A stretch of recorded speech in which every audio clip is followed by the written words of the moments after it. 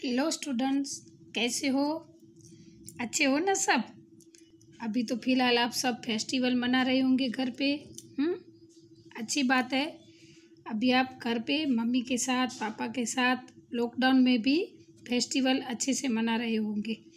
हिंदी में हमने fifth chapter start कर लिया है। हमने आगे पढ़ा कि रानी लक्ष्मीबाई की दो जो साथी थी, मुंदर और जूही, आपस में बात कर रही थी कि जूही उनको तात्या को अपना स्वामी मानती थी।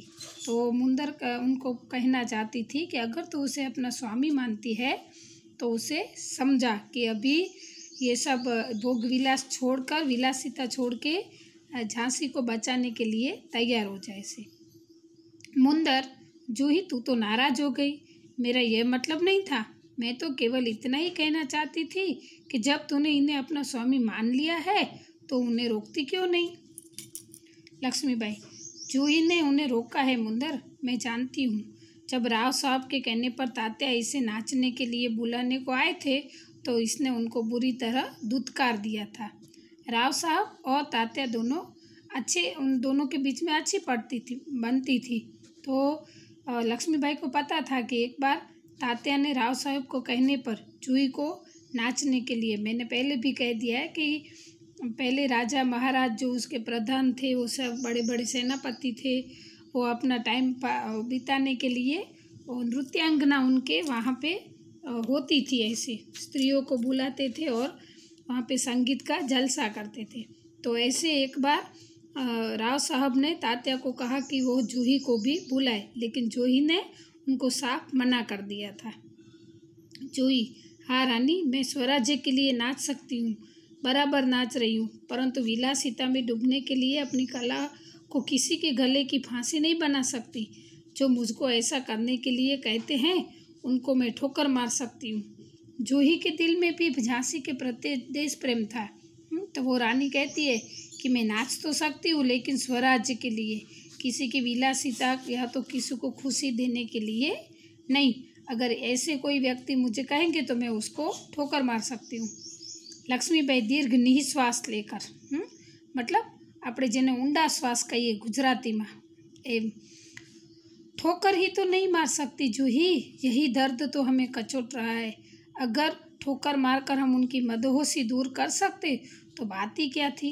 लक्ष्मीबाई ऐसे श्वास मतलब दीर्घ श्वास लेकर कहते कि हम ठोकर तो मार नहीं सकते हैं, यही तो हमारे दिल कचोट रहा है, मतलब दिल में दर्द हो रहा है। अगर हम ठोकर मार सकते तो इनके मदहोशी को हम दूर कर सकते थे।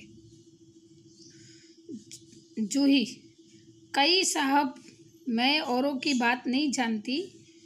बाई साहब, मैं औरों की बात नहीं जानती, मुझे आज्ञा दीजिए, मैं ठोकर मारने को तैयार हूँ।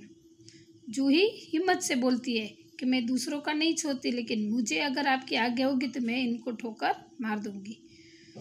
लक्ष्मीबाई, मुंदर ने कहा, और मैं भी तैयार हूँ बाई साहब, चलो हम सब चलकर उनकी नींद हराम कर दें। लक्ष्मीबाई, नहीं मुंदर नहीं, हम उनकी नींद हराम नहीं कर सकते।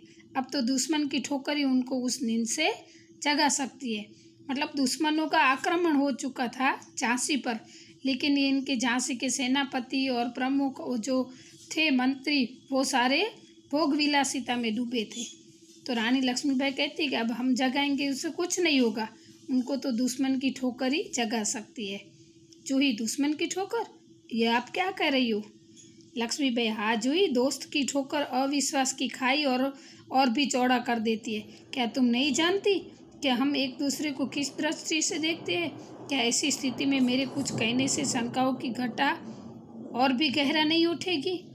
मतलब जूही और रानी लक्ष्मीबाई बात कर रहे हैं कि हाँ सही बात है, अगर दोस्त ठोकर मारेगा तो वो अविश्वास हो जाएगा।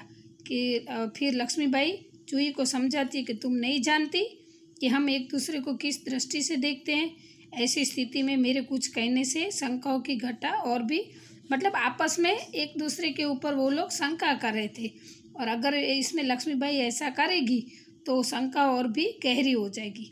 मुंदर, भाई साहब ठीक कहती है, शंकाएं अविश्वास पैदा करेगी और उस अविश्वास के उत्पन्न निराशा को दूर करने के लिए पायल की झंकार और भी झनक उठेगी। श्रीखंड और लड्डुओं पर जान देने वाले ब्राह्मणों के आशीर्वाद का स्वर और भी तेज उठेगा। सहसा कहीं दूर तोपों का स्वर उठता है। ये सब बातचीत हो रही है, उसके बीच में तोपों की आवाज़ आ रही है। लक्ष्मीबाई, और जूही, तू अगर तात्या को खोज सके तो तुरंत उन्हें यहाँ आने के लिए कह। तोपों की आवाज़ आती है और रानी लक्ष्मीबाई अलर्ट हो जाती है और जूही को बोलती है कि तुझे पता है कि तात्या कहाँ है, या तो तू खोज सकते तो उनको तुरंत इधर लेके आओ। जूही, खोज क्यों नहीं सकती? आपकी आज्ञा होने पर मैं उन्हें पाताल से भी खींच कर ला सकती हूँ। चाहने को मुड़ती है। रघुनाथ राव तेजी से प्रवेश करते हैं। जूही तात्या को ले ढूंढने के लिए जाती है और तब तक रघुनाथ राव जी आते हैं। रघुनाथ राव, महारानी आपने सुना? लक्ष्मीबाई, क्या रघुनाथ राव, महारानी, जनरल रोज की सेना ने मुरार में पेशवा की सेना को हरा दिया। मतलब वहाँ पे युद्ध चल रहा था तो उसमें पेशवा की सेना हार गई थी अंग्रेजों के सामने। जूही काँप कर, क्या पेशवा की सेना हार गई? लक्ष्मीबाई, पेशवा की सेना हार गई, ये अच्छा ही हुआ। अब पेशवा की आंखें खुलेगी। रघुनाथ, अपनी सेना को तैयार होने की आज्ञा दो। रोज ग्वालियर का किला नहीं ले सकेगा। रोज यानी कि वो अंग्रेज अधिकारी का नाम था। लक्ष्मीबाई कहती है कि ठीक है, चलो, पेशवा हार गया तो वो अभी जाग जाएगा, लेकिन अभी हमारे लिए यही सही है कि हम अपनी सेना को तैयार रखें। जो ग्वालियर का सेना तो वो किले पर तो उस अंग्रेज अधिकारी को मैं अपना हक जमाने नहीं दूंगी, ऐसा झांसी की रानी का कहना था। रघुनाथ, मैं जानता हूँ वह कभी नहीं ले सकेगा। मैं अभी सेना को कूच के लिए तैयार करता हूँ, केवल आपको सूचना देने के लिए आता था और जाता है। लक्ष्मीबाई, और जूही तुम भी आओ, जाओ सहसा बाहर देखकर, लेकिन ठहरो, शायद सेनापति तात्या इधर ही आ रहे हैं। जूही बाहर देखकर, जी हाँ, ये सरदार तात्या ही है। फिर सरदार तात्या का प्रवेश होता है। लक्ष्मीबाई, कहिए सरदार तात्या, आज आप इधर कैसे भूल पड़े? तात्या, भाई साहब, मैं किसी के लिए सरदार हो सकता हूँ पर आपके लिए तो सेवक ही हूँ। फिर सरदार का संबोधन करके रानी ने उसको बुलाया तो थोड़ा उनको शर्मा आती है तात्या को, और कहने लगते हैं कि दूसरों के लिए सरदार हूँ, आपका तो मैं सेवक ही हूँ। लक्ष्मीबाई व्यंग से यानी कि कटाक्ष से, इतने बड़े सेनापति को इस प्रकार एक नारी के सामने झुकते लज्जा नहीं आती? खैर छोड़ो इस बात को, यह तुम्हारी विनम्रता है, लेकिन ये तोपों की आवाज़ कैसी आ रही है? कौन सा उत्सव मनाया जा रहा है? शायद चाटुकारों में जागीर बांटना अभी खत्म नहीं हुआ है। फिर रानी लक्ष्मीबाई कहती है कि ठीक है, ये तुम्हारी विनम्रता है, तुम ऐसे बोलते हो, लेकिन ये तोपों की आवाज़ कैसे आ रही है? क्या कुछ जागीर बंटवारा हो रहा है? तात्या, भाई साहब, आपको हमें लज्जित करने का पूरा अधिकार है। हम इसी योग्य है, लेकिन जो कुछ हो रहा है वो आप जानती है। रानी व्यंग से बोलती है, क्योंकि जब ये युद्ध हो रहा था तब उनको जिन सेनापतियों की, जिन मंत्रियों की ज़रूरत थी वो भोग विलास में डूबे हुए थे। अभी तात्या आते हैं तो इनको कहती है तो तात्या कहते हैं कि हमें लज्जित करने का पूरा अधिकार है, लेकिन हम इसी योग्य है कि हमने बुरा काम किया है तो इसका हमें फल मिलना ही चाहिए, लेकिन जो कुछ हो रहा है उसको आप तो जानती है, ऐसा वो कहते हैं। लक्ष्मीबाई, शायद ब्रह्मभोज के उपलक्ष्य में ये तोपें चल रही है। श्रीखंड और लड्डुओं के लिए घी शक्कर की तो कमी नहीं पड़ी।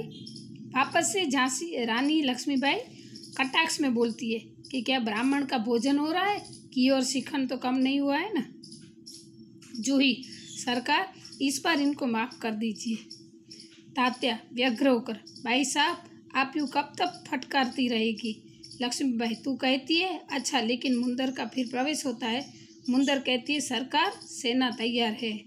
इनके बीच में ऐसी बातचीत होती है, तब तक मुंदर जाके सेना तैयार करती है और आकर बताती है कि सरकार, सेना तैयार है। लक्ष्मीबाई, मैं भी तो तैयार हूँ। तात्या, तुमसे मुझे बहुत आशाएं थी, तुम्हारे रहते ये सब क्या हो गया? जूही, सरकार, ये स्वामी भक्त है। जूही फिर तात्या का पक्ष लेती है, क्योंकि राव साहब को वो अपने मालिक मानता था और जैसे राव साहब बोलते थे वैसे ही तात्या करता था। तो फिर जूही क्लियर करती है कि ये तो स्वामी भक्त है, यानी कि जैसे राव साहब ने कहा होगा वैसे तात्या ने किया होगा। लक्ष्मीबाई, लेकिन आज हमें देशभक्ति की आवश्यकता है, देशभक्तों की।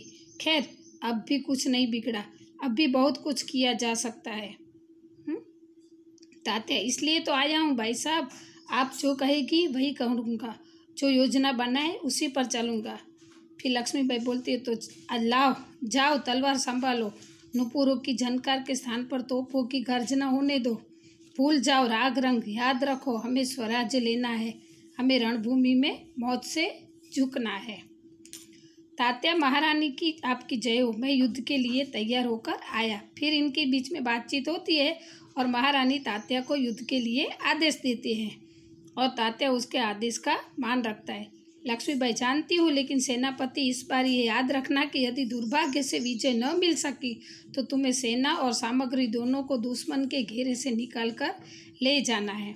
फिर लक्ष्मीबाई तात्या को समझाती है कि अगर तुझे ऐसा लगे कि हमारी हार हो रही है तो सेना और हमारी जो सामग्री है उसको उन युद्ध मैदान से लेकर जाना है। तात्या, ऐसा ही होगा। लक्ष्मीबाई, तात्या, मेरा मन कहता है कि यह मेरे जीवन का अंतिम युद्ध है, जीत हो या हार, मुझे किसी बात की चिंता नहीं। चिंता केवल इस बात की है कि हमारी वीरता कलंकित न होने पाए। रानी को ऐसा लगता है कि शायद उनका ये अंतिम युद्ध होगा, लेकिन वो कहती है कि अगर जीत होगी या हार होगी वो मुझे टेंशन नहीं है, चिंता नहीं है, लेकिन फिर हमारी जो वीरता है वो उसको कलंक न लगे। तात्या, भाई साहब, वीरता आपको पाकर धन्य है, आपके रहते कलंक हमारी छाया को भी नहीं छू सकेगा, आज्ञा दीजिए, प्रणाम। फिर तात्या कहते हैं कि जब तक लक्ष्मीबाई है तब तक इस हमारे राज्य को कुछ नहीं हो सकता, कोई भी कलंकित नहीं कर सकता, और फिर आज्ञा लेकर जाता है। लक्ष्मीबाई, प्रणाम तात्या, मैं सीधे युद्ध भूमि में आ जा रही हूँ, देर न लगाना। तात्या चला जाता है। मुंदर, सरकार, आज मैं बराबर आपके साथ रहूँगी, जूही और मैं तोपखाना संभालूंगी। यहाँ पे स्त्रियों की सेना तैयार हो गई थी। लक्ष्मीबाई, और हम सब मिलकर या तो स्वराज्य प्राप्त करके रहेंगे या स्वराज्य की नींव का पत्थर बनेंगे। हर हर महादेव। तीनों हर हर महादेव का उद्घोष करती है। पृष्ठभूमि से यही उद्घोष उभर कर आता है, जो मंच पर प्रकाश के धुंधलाते धुंधलाते सबकी छा जाता है। फिर धीरे धीरे शांति छाने लगती है, प्रकाश उभरने लगता है और पृष्ठभूमि में गीता पाठ का स्वर उठता है। मतलब फिर रानी लक्ष्मीबाई अपने साथी मित्रों, स्त्री मित्रों के साथ युद्ध के लिए तैयार हो जाती है और फिर पर्दा गिरता है। स्टूडेंट, आशा रखती हूँ आपको ये लेसन अच्छा लगा होगा। अस्तु।